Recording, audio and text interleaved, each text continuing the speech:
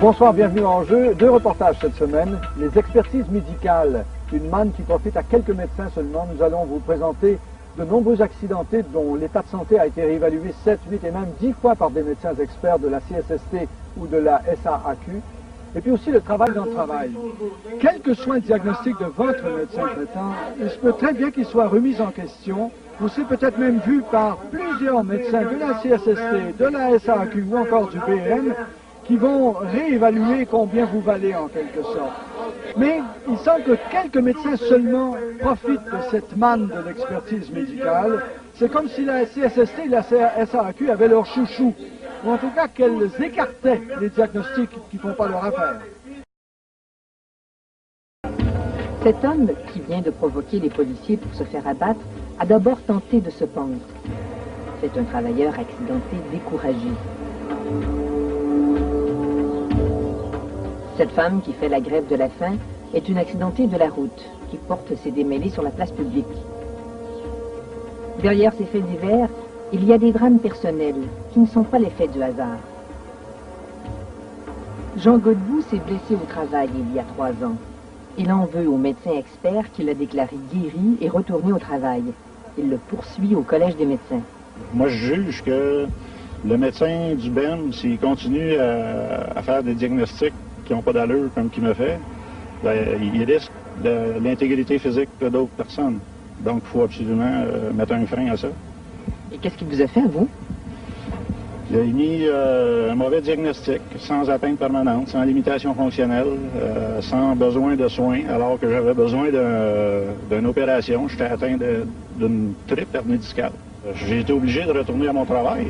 Et comme j'étais machiniste, j'avais des poids de plus que 100 livres à soulever. Alors, ça a fait une lésion neurologique irréversible. Et là, j'ai ça pour le reste de ma vie. C'est dans un atelier semblable que travaillait Jean Godbout. Son patron nous a dit que c'était un de ses meilleurs machinistes. Il veut par contre rester anonyme. Il craint les contrôles tatillons de la CSST.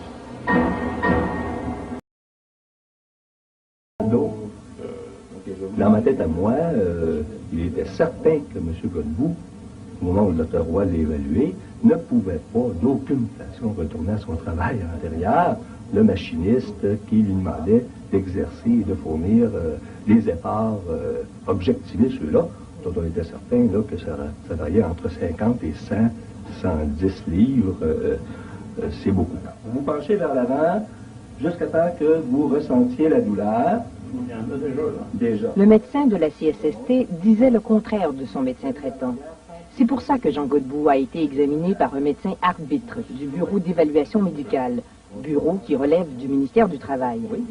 J'aimerais ça que vous preniez connaissance de ça. C'est un fichier du Bureau d'évaluation médicale que M. Godbout a obtenu au Collège des médecins.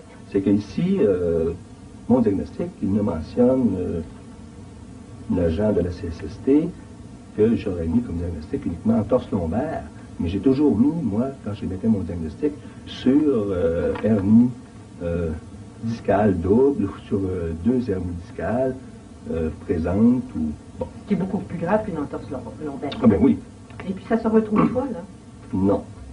En transcrivant le diagnostic du médecin traitant à l'intention du médecin arbitre, la mention hernie disparaît. Le médecin expert a déclaré Jean Godbout guéri et apte au travail. Jean a plutôt pris le chemin de la salle d'opération.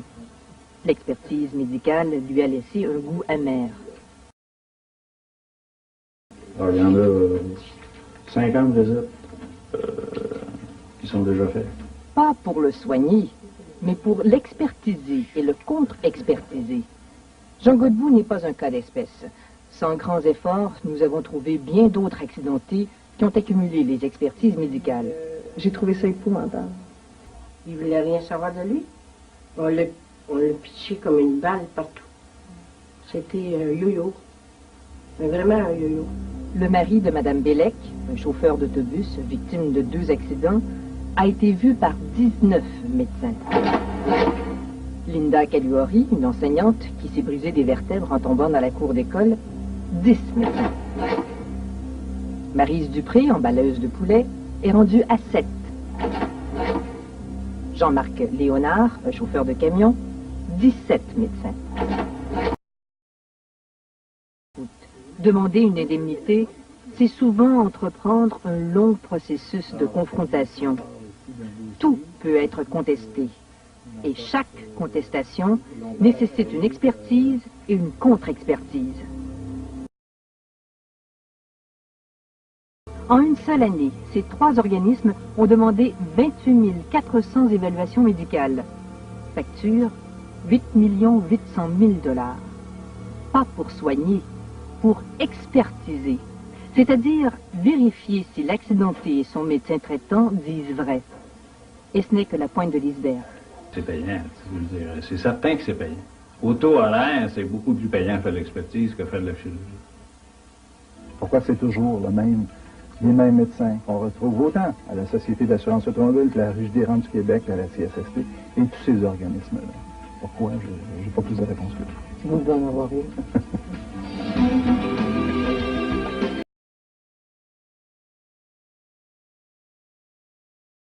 Évaluation médicale, 5 médecins ont fait à eux seuls le quart de toutes les expertises.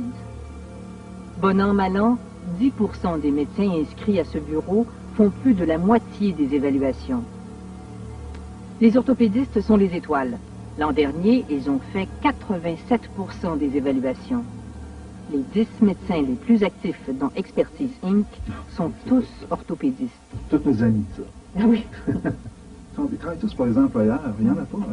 Nous, on a toujours de la difficulté d'en avoir un là, qui a un préjugé favorable, qui est prêt à regarder un cas. Oui. Ils sont tous engagés, soit par la Société d'assurance automobile, d'ailleurs, tous ceux-là, c'est tous des orthopédistes. On ne peut pas les avoir, ces gens-là.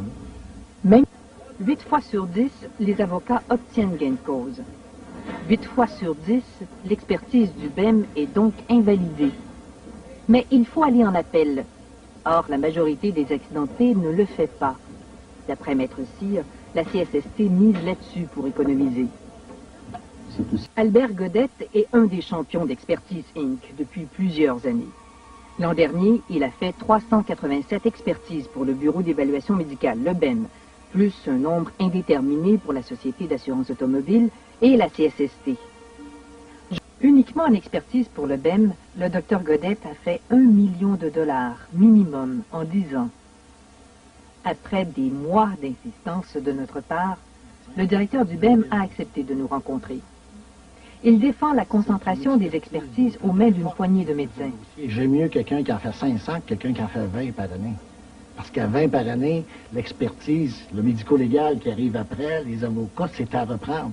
Comment on motive un avis, qu'est-ce qu'on met dedans, on couvre tous les points de la loi. Celui qui en fait 500, la loi, il la connaît par cœur, il connaît toutes les expertises, il sait tout.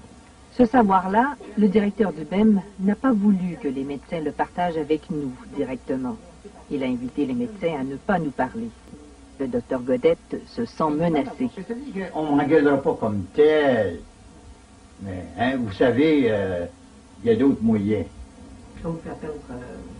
Oui, ben là, on a beaucoup moins d'ouvrages. Effectivement, nous autres, on est soumis à une renomination annuellement. Sans préavis, sans motif, sans rien. Ils peuvent très bien vous dire une journée, ça ne fait pas l'affaire. La Société d'assurance automobile du Québec utilise la même méthode. Le neurologue Pierre-Paul Noiseux en a fait les frais. Parce que j'ai probablement eu avec eux des conflits d'opinion. J'ai donné mon opinion sur des dossiers qui n'étaient pas vus de la même façon par les gens de la SAC. Et on nous donnait aussi des façons d'évaluer les patients. On nous donnait des scores, on nous donnait des lignes de conduite à suivre. Et puis, moi, je n'étais pas d'accord avec ça. Alors, j'ai dit, écoutez, laissez-moi faire mon boulot. Je le connais. J'ai étudié assez longtemps. Et puis, je vais vous envoyer un rapport honnête et objectif. Puis, si ça ne fait pas votre affaire, si ça ne tombe pas dans vos cordes de violon, c'est désolé, mais c'est comme ça.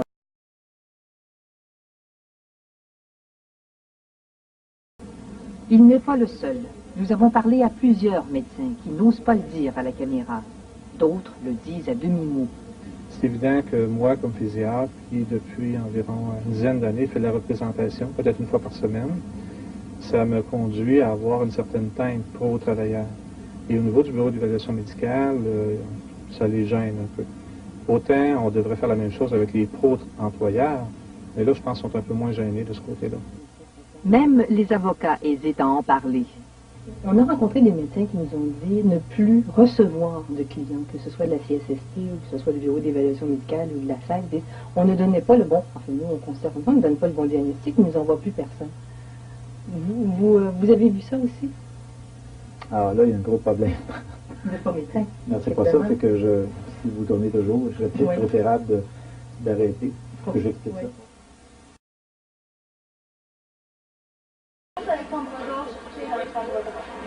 L'Institut de réadaptation de Montréal, là où Lucien Bouchard, notre premier ministre, a été traité après son amputation. Un hôpital et un personnel dont la réputation n'est plus à faire. Le docteur Pierre Plante, reconnu pour ses soins auprès des handicapés lourds, a aussi été écarté.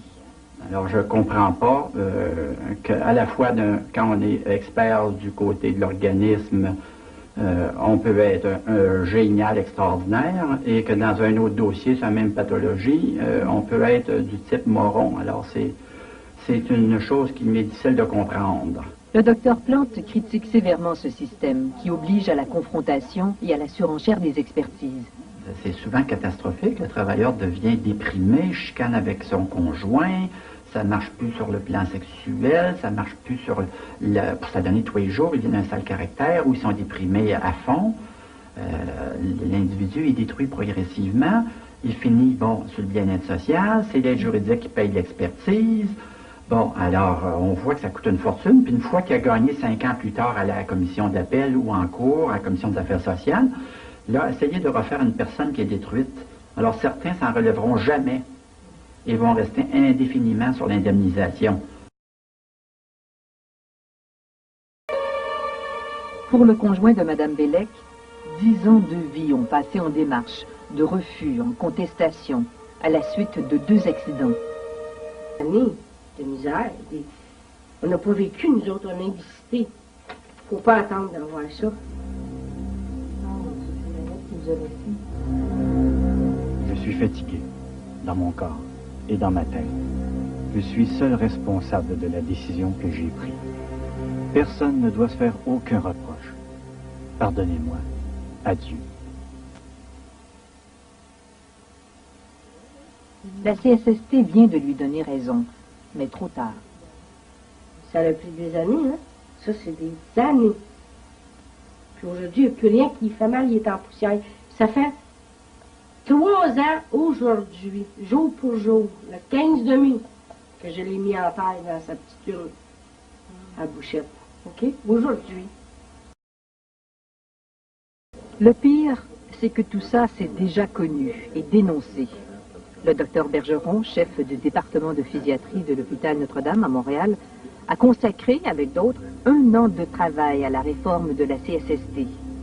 Le rapport dénonçait la confrontation, la surenchère des expertises et leur coût social exagéré. Tout ce système-là fait en sorte qu'on s'éloigne beaucoup, si vous voulez, du patient. Le groupe de travail suggérait l'abolition pure et simple du BEM et de maintenir le rôle du médecin du travailleur. 25 des 27 associations étaient d'accord. 27, en fait 26. Là. Il y avait une association qui était pas d'accord. Je pense que c'est une mentalité pourrie, complètement pourrie. Au lieu d'essayer d'arriver à la justice et à la vérité, on essaie de gagner. Si on avait traité M. Godbout autrement, administrativement et médicalement, là, lors de son premier accident de travail, est-ce qu'il serait machiniste aujourd'hui? Oui, j'ose le croire qu'il pourrait l'être, avec peut-être certaines restrictions minimes ou en termes de gros poids. La vie commence à 40 ans, mais je pense que pour nous, là, ça vient de s'éteindre à 40 ans. Expertise Inc. vit bien de cette confrontation, mais pas l'accidenté. Jean Godbout, qu'on vient de voir dans le reportage, continue ses démarches. Il doit d'ailleurs comparaître bientôt devant la commission d'appel de la CSST. Entre-temps, il a reçu une mauvaise nouvelle cette semaine. Il avait aussi porté plainte devant le Collège des médecins contre le médecin expert qui l'avait évalué, examiné à l'époque. Il a perdu. Le Collège des médecins juge que ce médecin en question avait fait son travail selon les règles de l'art, sans toutefois porter aucun jugement sur son diagnostic.